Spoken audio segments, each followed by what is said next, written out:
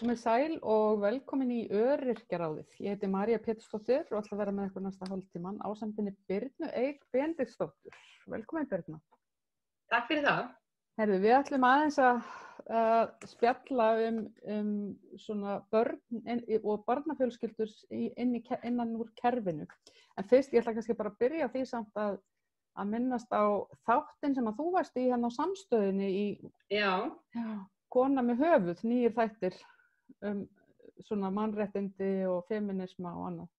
Þannig að það, ég bara hvet fólk til að horfa á það. Og hérna, já. Ég eins og mér langaði að heyri þér að því þú tjáir þig oft, sko, ég sé oft pósta frá þér á Facebookinni til dæmis, þar sem að þú ert að tjá þig málefni barna.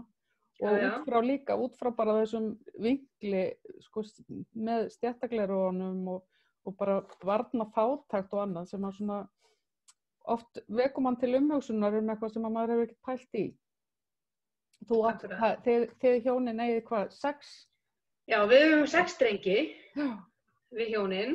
Allt strákar, já. Og einn er nú orðinn fullorðinn. Já. Þannig hann nú kannski telst ekki lengur sem verandi á okkar framfæri og einn er með búsett í Danmörku en þá eru þeir 4 hérna en þá á barsaldri hjá okkur og það sem við erum helst að reka okkur á er að við erum með 1 5 ára barn sem er með fjölfæði og ofnæmi og hann er líka með mígreni og bakflæði. Þessu fylgir gríðarlegu leyndur kostnaður. Já, sko, fæðan sem barnið má fá er mjög svona sérþætt. Þetta er alveg, hann má fá eina tegund af jurtamjólk á markaðnum og líturinn kostar 500 krónur. Til dæmis. Allt sem við teljum venjulegan mat má hann ekki borða. Hann má bara borða alveg hreinan mat. Þannig að allt hráefni verður að vera mjög gott og ekkert tilbúið, engar tilbúnar sósur, ekkert fyrirfram kryddað. Þannig að sko kostnaðurinn er ótrúlegur og svo við það bætist að til dæmis bara mígrenilyfin eru sko mörg þúsund sem betur ekki það er ekki að taka þau að staðaldri en þetta eru mótvirkandi lyf sem hann tekur þegar kast byrjar. Já, þetta var nú einn Facebook status sem ég las hjá þér Birna sem var mjög vakti mann svolítið til umhugsunar það af hverju er verið að rukka sko lyf barna og börn hafa ekki tekjur sjálf. Ég ætlum bara 5 ára nákvæmlega, hér er 5 ára gamall drengur, algjörlega upp á foreldra sína kominn. Hann þarf þessi lyf, að sko mígreniköst getur verið ógeðsleg.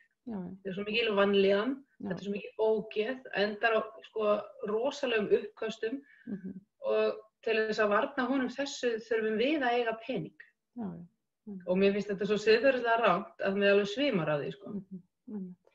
Og svo er ekki minnst að heldur sko tekjutapið. Af því þegar 5 ára barnið til dæmis með mígrenikast, þá ert þú heima. Akkúrat. Gerist það í síðustu viku fyrir sko hrein mistök, einlæg mistök í leikskólanum að hann fær 4 hluti á einu bretti sem hann er með ofnæmi fyrir.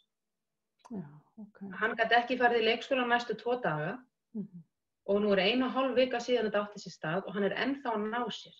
Hann er ennþá ekki að sofa, hann er ennþá með truflun í meltingu, húðin hans er ennþá ekki í lagi og þetta hefur í för með sér að við þurfum að vera með honum. Hann er 5 ára, hann þarf auðvitað foreldra með sér í þessu ferli og þetta er tekjutap. Þarna er líka leyndur kostnaður og svo reyndum við að eftir hvatningu að sækja umönnunarbætur með barninu. Það er ýmis matur sem okkur langar að geta boðið honum sem við getum ekki. Og við reyndum það og þá þarf maður að sýna fram á útlágan kostnað. Til þess að geta sýnt kvittanir með útlágan kostnaði þarf maður að hafa geta staðið undir honum.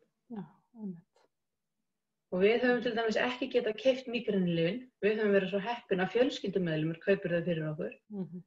En sko við getum ekki sýnt fram á útlágan kostnað fyrir hluti sem við höfum ekki haft efni á að kaupa. Akkúrat. Og ég get ekki sýnt kvittanir fyrir sko veikindadögum út af barninu. Og þannig ég væri svo til í að spyrja þann sem ákvað þetta, hvað með barnið sem býr við skort, þarf umönnunarbætur en það ekki hægt að sýna fram útlægan kostnað, mun það barn þá bara áfram að búa við skort. Ekki hægt að veita foreldrunum umönnunarbætur til þess að geta veitt barninu þar sem það þarf út af sérþörfum. Þetta svona einn af þessum veggjum, ekki nóg til dæmis, nú erum við með ofsalega góðan heimilislækni, hann með mjög góðan skilning á þörfum barnsins, hvað bestan líklega, skrifar mjög greinagott læknisvottorð til þess að senda inn til sjúkratrygginga, af hverju það ekki nóg? Þú hefur ekki hringt á Tryggingastofnun og spurt einhvern út í þetta þar? Nei, það þyrmdi yfir mig. Já. Og ég bara, já, ok, enn ein baráttan. Já. En ég að hita upp í næstu lotu. Næstu lotu, já. Sem bara svona, já. Þetta algjörlega svona, sko. Já, einmitt. Akkurat. Þetta svona einn vingitur og svo verður ég að játa. Já. Sko, við erum út í manum, við erum að senda hann í skóla á næsta ári. Já. Við viljum endilega að hann fá að hitta mæti hádeginu eins og önnur skólabörn. Já. Það verður þrautin þyngri, sko. Já, einmitt. Akkurat. Það svolítið fjöldið. Svo þið eru ekki í Reykjavík, eða hvað? Nei, við erum á Selfossi og fluttum einmitt á Selfoss vegna þess að húsnæðisverð í Reykjavík var of þungt fyrir okkur. Við vildum vera í Reykjavík en það er ekki möguleiki fyrir okkur heila. Einmitt. Þannig við erum á Selfossi og verðum að játa mataráðurinn á leikskólanum við erum svo einn af fjölskyldumeðlunum okkar. Ég væri til að ættleiða hana. Já, hún algjört gull, sko, en við fáum hana því miður ekki með okkur upp í grunnskóla. Yfir í skólan, nákvæmlega. En svo, og aftur ef að þið væruð í stærri mögulega skóla, þá kannski væri þetta barn ekki eina barnið sem þyrfti svona sérfræði eða hvað? Já, sko, nú þekki ég það í rauninni ekki. Skólinn sem börnum mín í, það eru 750 nemendur í honum. Já, það er samt þá, það eru þá þetta mörg börn. Já, Selfoss náttúrulega springur, sko. Þeim á að fækka eitthvað, það verið að byggja nýjan skóla. En við það skapast, aðeins svo mikið þrengsli í matatímunum. Já. Og kannski erfitt að passa einmitt upp á crossmit. Já. Og svoleiðis. Og það eina sem ég hef að byggja á þessu, það eru frásagnir annarra foreldra með börn í þessum sama skóla að það hafi gefist upp og byrjað að senda bara nesti. Já, og það eru þetta ofnæmisbörnin eru alltaf út úr, þau eru öðruvísi, fá ekki vera með, geta ekki borða það sem í afmælinu og svo getur það heldur ekki setja með félögum sínum og borða mat í hádeginu. Þetta þau eru að verða vön þessu, sko. Þetta bara frekar glatað fyrir þau. Þetta nefnilega alveg frekar glatað fyrir þau og sérstaklega þegar fólk til dæmis átti sig ekki á eitt af ofnæmunum sem sonur okkar glímir við að sojaofnæmi. Og soja er bara mjög mörgum. Við getum ekki keypt neitt brauð út í búð til dæmis. Nei, einmitt. Soja í öllu brauðinu. Já, fólk áttar sig ekkert á því hvað er soja í öllum fjandanum. Það er líka með mjólkurofnæmi, það er ekkert mál. Nei, einmitt. Með við sojaofnæmi. Það er sneða frá því. Já. Þannig það er margt svona sem er erfitt og svo erum við líka að glíma við barn sem að slasaðast á leikskóla þegar það var lítið. Hann er 11 ára í dag en hann hlaut framheilaskaða út á haugkúpubroti sem hann hlaut á leikskólanum. Íslenska heilbrigðiskerfi býður ekki upp á neitt fyrir áunninn heilaskaða. Þið hafið ekki fengið bætur eða neitt svoleiðis? Nei, hann slasaðist þegar við byggum í Danmörku á leikskóla þar. Okay. En hann slasaðist á samskonar hjóli og íslenski leikskólar nota. Já. Þannig að hættan á samskonar slysum er til staðar á Íslandi, sko. Já, einmitt. Og við gengum út af spítalanum með þær fréttir að hann hefði haugkúpubrotnað og gangi vel. Ok. Það var bara engin eftir fylgni og ekki neitt. En svo er þessi drengur náttúrulega búandi á Íslandi og er Íslendingur og við fáum bara að vita það. Börn með áunninn heilaskaða á Íslandi fá enga séraðstoð. Og það er náttúrulega bara ótrúlega margt sem fylgir áunnum heilaskaða. Og þetta er bara því hann er áunninn, eða hvað? Já, þetta er með börn sem væru ekki með áunninn, bara meðfæddan heilaskaða. Já, börn sem fæðast með svona fötlun, foreldrar þeirra, við höfum þetta heyrt það, foreldrar þeirra þurfa þetta að berjast fyrir réttindi þeirra líka. Já. Þú veist, maður veit ekki, það væri áhugavert að... Já, það væri svolítið forunilegt að vita, hvort að það breyta einhverju í kerfinu. Já. En ég veit bara að samtök fólks með áunninn heilaskaða hafa verið að reyna að agitera fyrir þessu. Þegar áunninn heilaskaða er svo falin, þú sérð ekki utan á barninu mínu til dæmis að hann glími við framheilaskaða. og þetta hefur áhrif á allt hans líf. Já, akkurat. Og þarna í viðbót, einmitt, fylgja oft tilgrafstekjumissir. Drengurinn minn ræður ekki alltaf við skóladaginn. Hann þarf mjög oft að koma fyrir heim. Það er ekki í boði að skilja hann eftir einan heima. Þannig að, svona hefur það verið alltaf. Þannig að honum fylgir til dæmis ákveðin tekjumissir. Hann þyrfti helst að vera í iðjuþjálfun. Já, og fær það ekki. Nei, og hann þyrfti líka á okkar kostnað að fá, sem sagt, ýmsa sérkennslu. Hann fær það ekki heldur. Hvernig, að því nú fluttuðu þið frá Danmörku, nú var ég að tala daginn við konu í Danmörku sem er með 2 börn sem þurfa sérstaka aðstoð og hún fekk svo mikið betri þjónustu hvað var skólamál og annað fyrir börnin í Danmörku heldur en á Íslandi. Þetta er rosa misjafnt, það fer rosa mikið eftir hvaða sem börnin glíma við. Já. Og á hvaða stigi. Það er til dæmis mun betur að vera með ADHD á Íslandi heldur en Danmörku. Já, ok. Það skiptir máli hvað er að bara hrjá þau. Já, og svo er til dæmis eins og við erum sko aftur ofsalega heppin, sko deildarstjórinn í skóla sona míns, sem er 11 ára, hún er svona mannleg perla. Algjörlega rétt kona á réttum stað og ofsalega flott. Og hún er í rauninni að sjá að hans skólaganga gangi fyrir sig. Já. Ég held nefnilega, ég sko hef þessa reynslu líka. Ég var með barn sem þurfti stuðninginn í skóla og hérna í gamla daga, það barn eru fullorðið í dag og var með umönnunarbætur og eitthvað svoleiðis, þannig að ég fór í gegnum þetta allt og maður var alltaf í einhverju baráttu. Maður var alltaf einhvern veginn með nefana á lofti. En mér fannst, sko, svona, þegar upp í staðið, þá fannst mér þetta alltaf standa og falla með bara persónum. Já. Bara ef það var, sko, góður kennari, einhver góður starfsmaður, einhver sem að bara, skilur, bara fattaði inn á hann og hans takmarkanir, að þá einhvern veginn gekk þetta. Það er nefnilega svolítið máli og það sýnir okkur náttúrulega kerfið sér brotið. Já, algjörlega. Ef að sko, drengurinn minn hefur alveg lent í því í skóla, sem betur fyrir ekki skólanum sem hann er í núna, að hann lendir hjá kennara sem þolir hann ekki. Já. Og hann er ekki allra. Drengurinn minn er ekki allra. Nei, einmitt. Og þá bara mótar það möguleika hans á menntun, að hann og kennarinn eigi ekki kemistríu saman. Já, einmitt. Þetta er alveg agalegt. Það er rosalegt. Já. Það er svona svolítið stór biti, sko. Já, einmitt. Og mér finnst svolítið erfitt að það sé ekki til þegar maður er búin að fá úr því skorið, glímum ákveðinn vanda vegna framfélagsskaða, að þá fylgja honum ekkert. Já, einmitt. Og ég fekk það alveg skýrt frá kennurunum og deildarstjórum í skólanum. Þeim finnst það líka erfitt. Já. Sko, kennarar er ekki menntaðir til þess að sjá til dæmis, að vita hvernig viðbrögð barn með framfélagsskaða sýnir. Nei, nákvæmlega, einmitt. Þú veist, það er ekki inn í kennaramentum. Þau sko þyrftu líka að fá einhverja aðstoð og stuðning. Já, einmitt. Þannig að það vantar alveg að taka utan þann hóp til dæmis. Já, algjörlega.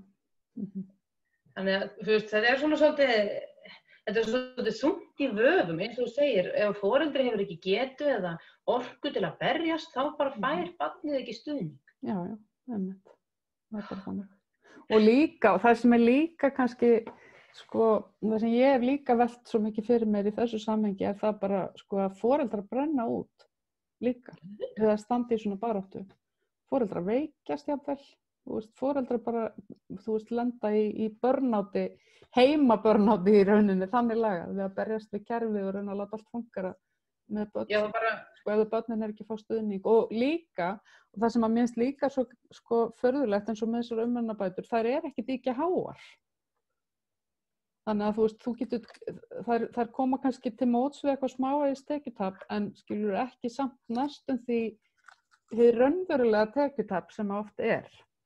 Nei, einmitt. Og maður skildi ætla að vera þjóðhagslega hagkvæmt að halda foreldrum fungerandi. Akkurat.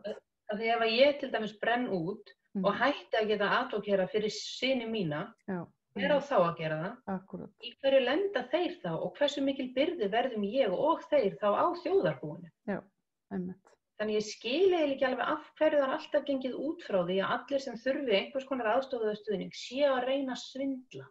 Einmitt. Já. Og við erum alltaf bara komin að því hvað, þarna þeim punkti, sko, hvað er rauninni bara, einmitt, hvað fátækt er líka, sko, dýr samfélaginu og hvað bara fátækt og skortur og þjónustuleysi. Þetta í rauninni kemur bara út í mínus fyrir samfélagið. Þannig að Já, algjörlega, sko. Hvað á til dæmis drengur, segjum sem svo, ef að drengurinn minn finnur sér aldrei í skóla, ef hann er óheppinn þegar hann fyrir verið efstastiga, ef að deildarstjórinn þar skilur hann ekki. Já. Hvað er hann að lenda eftir grunnskóla? Nákvæmlega. Hvað tekur við? Já, einmitt.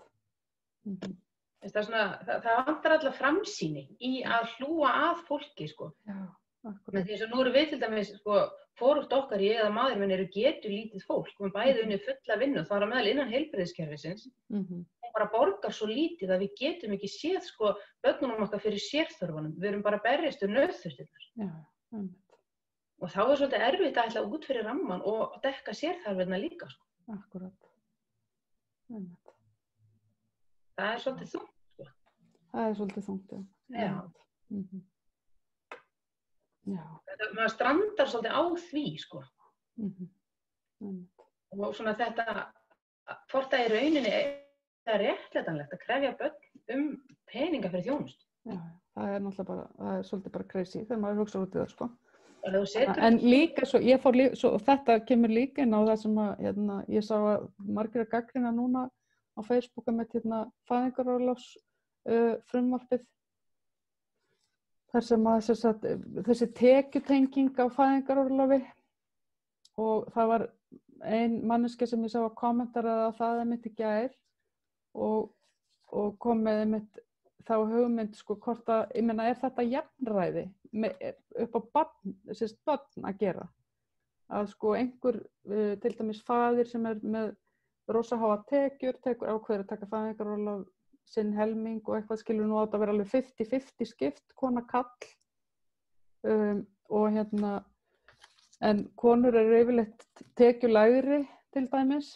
Akkurat. Það voru komin svona margir vinklar á þetta, að þessi kynskipting væri kannski ekki svo rosalega, þetta væri í rauninni kannski ekki bent svo mikið jafnrétti, kynjajafnrétti þegar uppi staðið. Og svo þetta með, sko, jafnrétti gagnvart barninu, ef að til dæmis einn pabbi er með tekjutengt fæðingarorlof upp á 700.000 eða eitthvað, eða ég veit ekki hvað skilur og svo er annar með 200 eða 150 eða eitthvað, skiljiði. Já. Og þá kom þessi spurning, er þetta lögum samkvæmt í lagi gagnvart börnum, að eitt barn búi við svona mikil gæði og annar barn svona mikil skort. Þetta er ekkert jafnræðið þannig. En það er líka bara, sko, á kristaltæru, íþróttir á Íslandi til dæmis er ekki fyrir öll börn. Nei, það er nú annað, já. Og íþróttir á Íslandi er fyrir efnaforeldra. Já, einmitt. Það er bara svoleiðis. Já. Og það er alveg sama hvað það talað sveitarfélag gefið frístundastyrk, já, og á móti hækka íþróttafélagin gjöldin sín. Já, einmitt. Og er réttlætanlegt að grunnskólar fari fram á það að öll börn eigi sundföt? Er það ekki gjald til skólagöngu? Þú fannst skrópa og þú mætir ekki í skólasund en það er ekki til peningur fyrir sundskilu. Sundskilu, já, einmitt. En svo helst öll að vera með eigin sundgleru. Já, einmitt. Er þetta í lagi? Er í lagi að skóli til dæmis skólinn okkar til dæmis, hann sér börnunum fyrir reiknivélum í svona vasareiknum í stærðfræði. Samt tekið fram í pósti sem sendur til foreldra, börn með eigin vasareikna hafa forskot á hinn. Í alvörunni? Já. Er það þá, mikið betri vasareikna? Það kunna þau á vélarnar sínar. Jesús, sko. Þannig að það er aðeins verið að fátækra skamma þá sem ekki geta séð börnunum sínum fyrir góðum vasareiknum. Já, einmitt. Þetta er samt almennur skóli. Stenst þetta lög? Það er nefnilega bara svona vafamál, held ég, sko. Ég held þannig, nú er grunnskólalögum að það sko, það skóli án aðgreiningar og þáttaka í skólastarfi telst líka þáttaka í félagsstarfi. Samt eru nemendafélög flestra skóla að rukka inn á skólaviðburði. Akkúrat. Það mega þau að þetta eru nemendafélög, þetta er ekki rekið á skólanum. En ef þú átt ekki 500 kall til þess að koma inn á skólaviðburðin, þá getur þú ekki verið með. Svo veit ég líka að skólar hafa verið sko fiffa svona hluti með að láta þau fara í gegnum sko foreldrafélagið til þess að hægt sé að rekka fyrir það. Akkurat. Þannig það slær mig svolítið að þetta skuli í rauninni bara vera í lagi, því þarna er strax í skólanum með samþykki skólastjóra og þeirra sem skipa að búa til hóp barna sem getur ekki tekið virkan þátt. Og það er eins og þessi bara ásettanlega fórnarkostnaður. Akkúrat. Mér finnst það svolítið rosalegt, sko. Ég fór að pæla í þessu að því nú er ég í meistaranámi sem sagt við menntunarfræði og hef unnið við kennslu og þegar við erum að tala um útikennslu. Útikennslu allt árið, passa að koma vel búin, veistu hvað útigalli kostar? Ef þú farið hann ekki í Rauða krossinum, það er bara, ég fengi nokkra góða alveg bara eins og nýja í Rauða krossinum sem var bara ótrúlega heppni.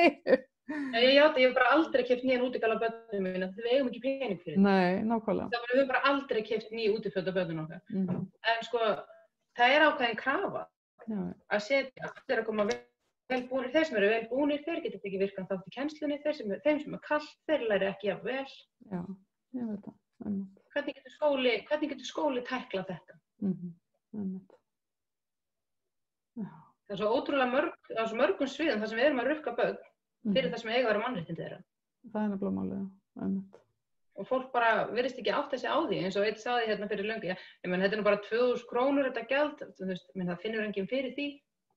Já, það er ekki til greina, mögulega sko eru sumir foreldrar bara það tekilega og eru að þeir hérna, þú veist. Þeir sem reka batterið alltaf á yfirdrætti, þeir finna fyrir 2.000 kallinu. Nákvæmlega. Það er alltaf bara svoleiðis. Og þetta finnst mér beintengjast inn í umræðuna, sko, bæði umræðu sko, börn sem eiga foreldrar sem eru öryrkjar, af því við vitum að ríkið úthlutar öryrkjum sko, bótum undir fátækramarkum, og svo líka börn með sérþarfir, sem maður veit ekki hvort verði öryrkjar eða hvort hægt er að hlúa að í barnæsku þannig að þau verði ekki öryrkjar. Nákvæmlega. Eða hvort að foreldrarnir verði öryrkjar að því fæta og bara brenna út. Þurfa að standa í kerfinu, sko. Já, þurfa að standa í kerfinu. Sem er bara ótrúlega þungt oft. Já, Þannig að mér finnst þetta beintengjast inn í það umræðu, sko, öll umræðu gjaldtöku fyrir börn. Það er rosa gaman að vera í íþróttum, svo kemur keppnisferðalag, sem kostar 30.000 kall á haus. Já, og það er ekki, sko, ég meina, það er nóg að vera í skólanum, en það eru skólaferðalög, sko, sem kosta yfir 30-40.000 kall, sko. Þú veist, held ég tvisvar á skólagöngunni, þú veist, á miðstigi og elstastigi.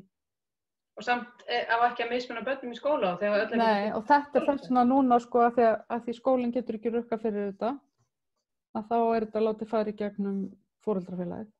Já, akkurat. Af því þeim, og kennararnir fara með, sko, þú veist, í sjálfboðavinnu held ég bara leggu við, sko. Já. Bara þeir vilja halda sinni, sko, en þetta var tekið út, sko. Þarna á ríkið náttúrulega að hysja upp sig og ekki lækka skatt á fjármagnstekjur. Nei. Til dæmis. Já. Skólinn alltaf tala um skólinn. Þú veist, alltaf tala um skólinn sé ákveðið jöfnunartæki. Hann er það bara ekkert á Íslandi. Nei, hann er það ekki. Og svo hérna, náttúrulega, eru sveitafélögin að kikna undan svo mörgu sem hefur verið fært yfir á þau og fylgir ekki nægilegt fjármagn með. Ég held að það sé bara alveg staðreynd, sko. Algjörlega. Þannig að ég held að þetta við erum að rukka börn fyrir mat í skóla. Já, Það er rosa gaman að standa í röðinni og eins og í skóla svona minna, þar þarftu að slá inn númer, þú fær svona eins og pinnkóða. Já, og áður en þú getur tekið mat, þá þú að slá inn pinnkóðan. Já. Það þarf að athuga hvort það er búið að borga reikningin eða ekki.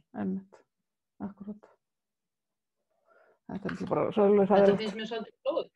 Það er það. Það var svona, hefur verið svona pinnúmer líka í skóla dóttur minnar. Já. Þetta finnst mér bera vott algjör stéttablindu skólastjórnenda. Áttast hreinlega ekki á því hvað þau eru að gera barninu sem stendur og að pikka númerið með sko illt í maganum af því að þau veit ekki hvort það kemur grænt eða rautt. Já, akkurat. Og hverju þjónar þetta?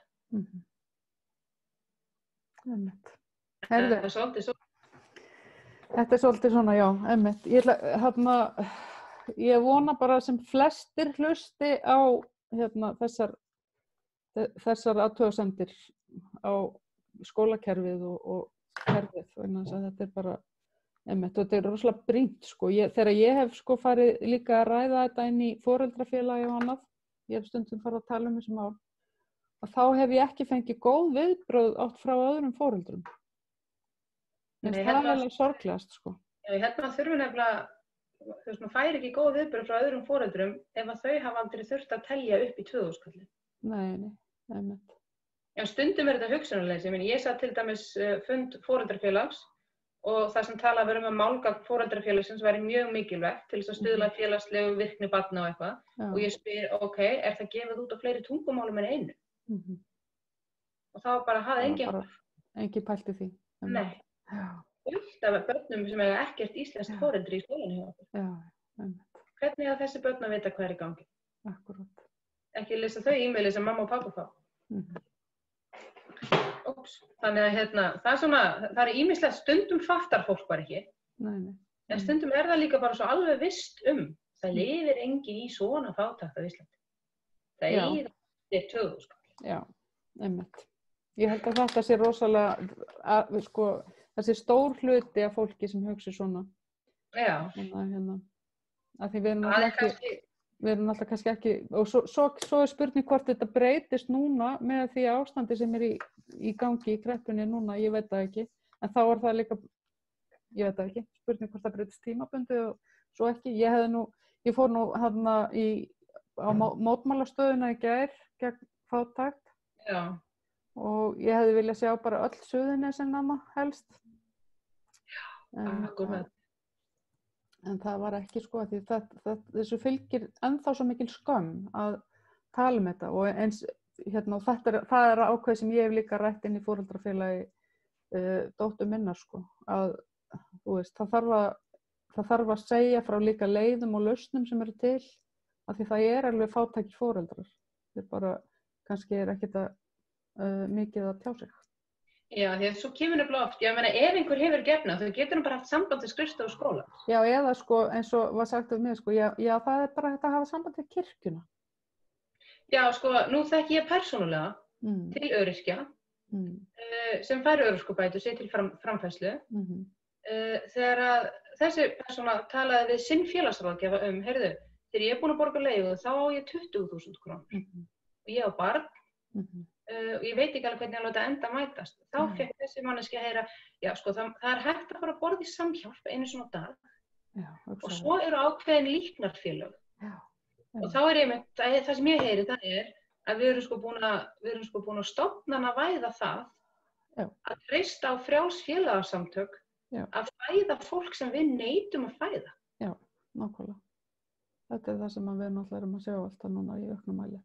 Félagsfræðingur bara viðurkennir það, já nei, þú getur ekki lifað á þessu, en í samhjálp færðu allavega eina heita máltíð og það. Já. Ég skil samt, sko, auðvitað skil ég samt alveg að félagsráðgjafinn segir þetta vegna þess að sko, hann þekkir kerfið, hann veit hvar kerfið mun segja nei. Já, þetta er alls ekki ákveð félagsráðgjafinn. Nei, þannig að félagsráðgjafinn veit í rauninni að manneskjan er bara upp á hjálparsamtök komin í rauninni. Já. Þetta er nefnilega ádeilu upp á kerfið sem stýður félagsráðgjafinn á þann stakk. Hann getur ekki aðstoð umbjóðanda sinna öðruvísi. Nei, einmitt. Hann verður bara að vísa á. Þú ert rosalega fátækur og þú og barnið þitt verður bara að fara í samhjálp. Já, akkurat. Við erum bara sátt við þetta kerfi. Já. Sum erum við ekki sem betur fer. Sumar erum við ekki. Við höldum áfram að berjast. Við höldum áfram að berjast í þessu málum. Herðu, látum það vera loka orðin. Þetta er bara einmitt, þetta svo ógeðslega mikilvæg umræða. Takk kærlega fyrir komuna. Já, takk fyrir að bjóða mér. Og ræðum þessi mál. Og kannski fæ ég hóið einn tíðan setna aftur, ef við ætlum að ræða vikla og barnamálum. Takk. Og ég minni ykkur áhorfendur á Facebook síðun okkar Öryrkjaráðið og við sjáumst næst. Takk.